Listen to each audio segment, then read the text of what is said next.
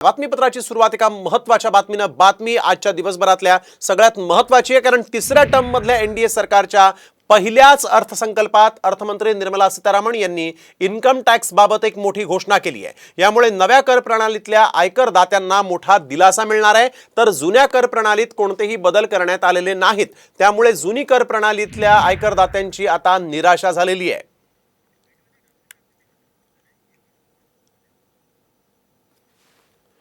तर नव्या कर प्रणालीसाठी ही मोठी घोषणा. 3 लाख उत्पन्न असणाऱ्यांना 0% कर असेल, तर 3 ते 7 लाख उत्पन्न असणाऱ्यांना 5% कर भरावा लागेल.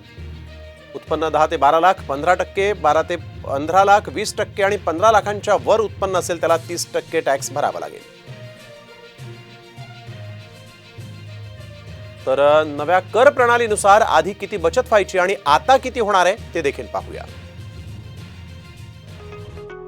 उत्पन्न 8 लाख आधीचा टॅक्स कापला जायचा 30,000 रुपये. आता 22,500 रुपये टॅक्स कापला जाईल, म्हणजेच 7,500 रुपयांची बचत होईल. आधी 10,50,000 रुपये उत्पन्न असलेल्यांचा 60,000 रुपये टॅक्स कापला जायचा.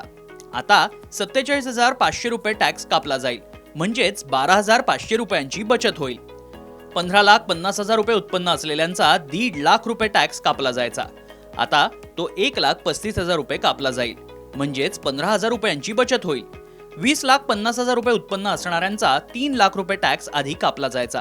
तो आता 2,82,000 रुपयेच कापला जाईल, म्हणजेच 17,500 रुपयांची बचत होणार आहे. 50,50,000 रुपयांचं उत्पन्न असणाऱ्यांचा 12 लाख रुपये टॅक्स कापला जायचा. आता तो 11,82,000 रुपयेच कापला जाईल, म्हणजेच 17,500 रुपयांची बचत होणार आहे.